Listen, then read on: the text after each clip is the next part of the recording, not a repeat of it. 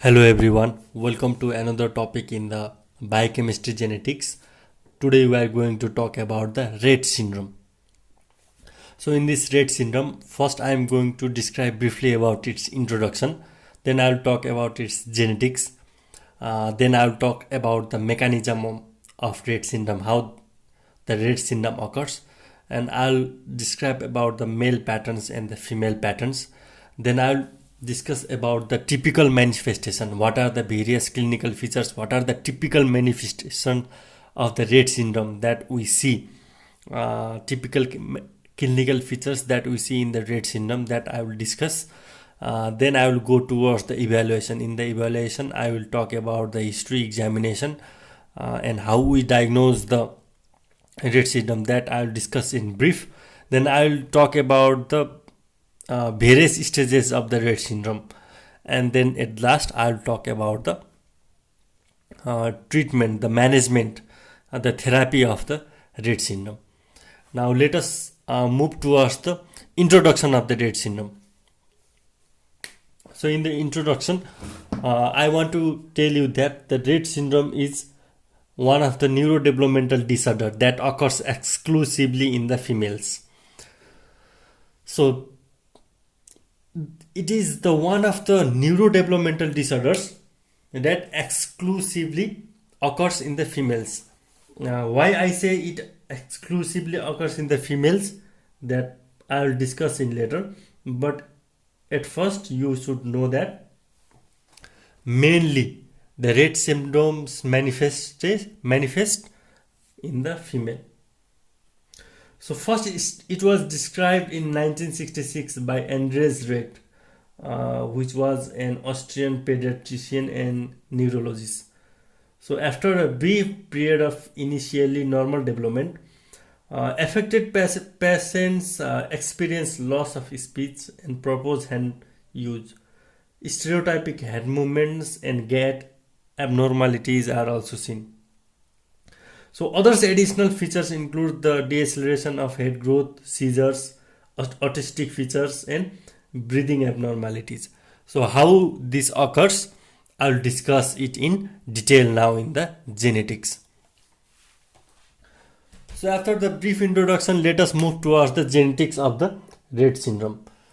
So as I already told, the greater than the 99% of case is sporadic.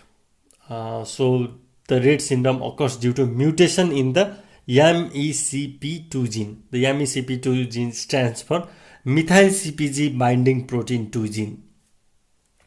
So one of the main functions of the MECP gene is to produce the MECP2 protein, and the MECP2 protein helps to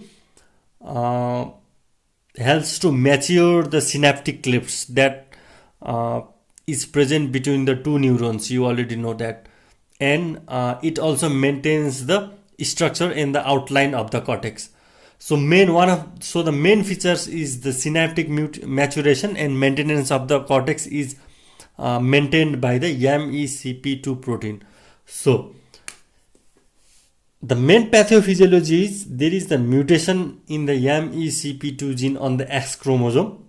The mutation could be missense mutation, frame-shift mutation, and nonsense mutation.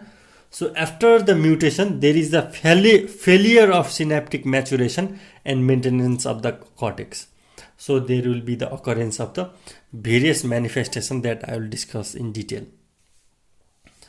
So why it only exclusively occurs in the females and it doesn't occurs in male? Because there will be early death in the male. So in the male the severity is more. There could be the occurrence of the severe neonatal encephalopathy. There is more early chance of the death in the male.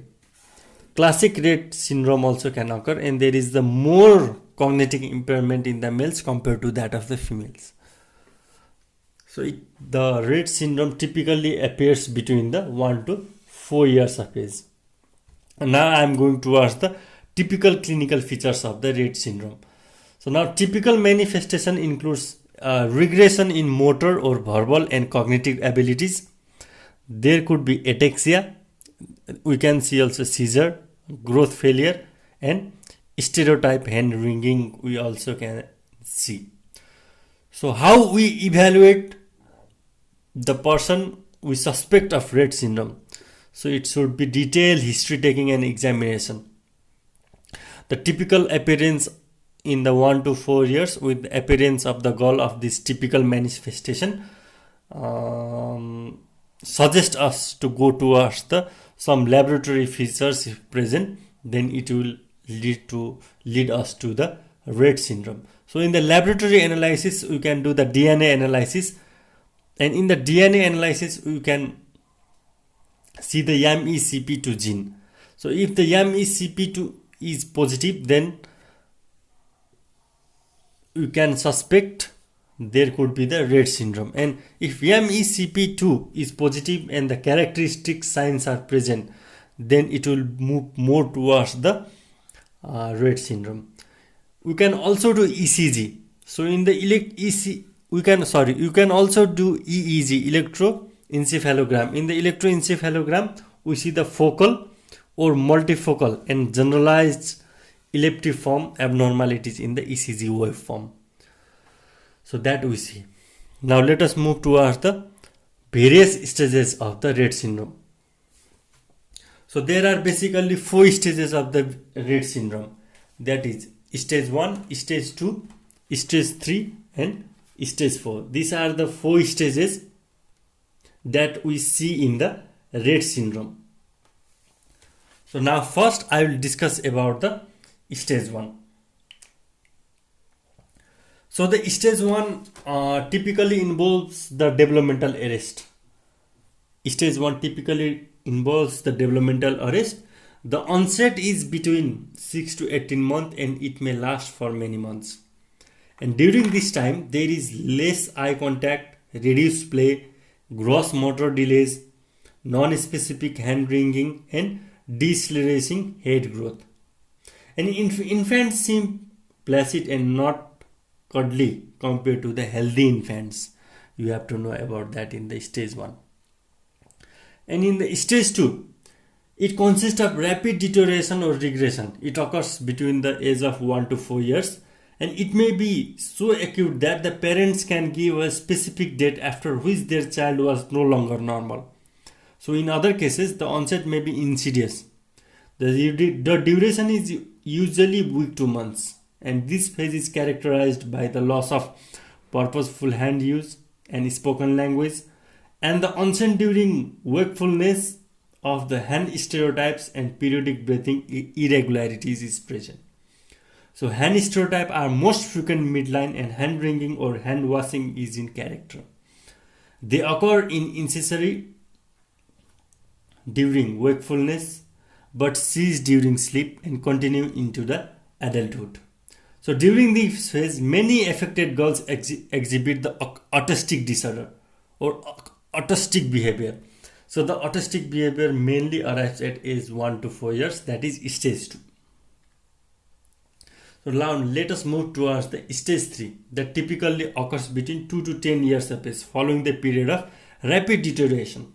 So this phase lasts many years and is characterized by the behavioral improvement and some improvement in the hand use and communication skills, particularly using the eye pointing. But there is the severe motor dysfunction. We see the seizure disorder are more in the stage 3. Now let us move toward the stage 4. In the stage 4 consists of the late motor deterioration. In this what occurs, there is increased amount of rigidity, decreased amount of mobility, there will be the dystonia and bradykinesia. So these are the main features that is present in the stage 4. So we already discussed about the various stages of the Rett syndrome. Now I would like you to know about the what is the main treatment of the Rett syndrome. So till now, no any specific treatment is present for the Rett syndrome. The Rett syndrome consists, the Rett syndrome treatment or therapy should consist the multidisciplinary approach. There should be the occupational therapy, there should be the physical therapy, there should be the speech therapy, the counseling should be there, maybe we need the pediatrician who will helps in the different the complication that arise due to Rett syndrome. So basically the after the occurrence of the Rett syndrome, there is no any specific therapy, only the supportive therapy is there, and we just manage the complication that arise later in the life. So I hope you understood the lecture about the Rett syndrome. Thank you.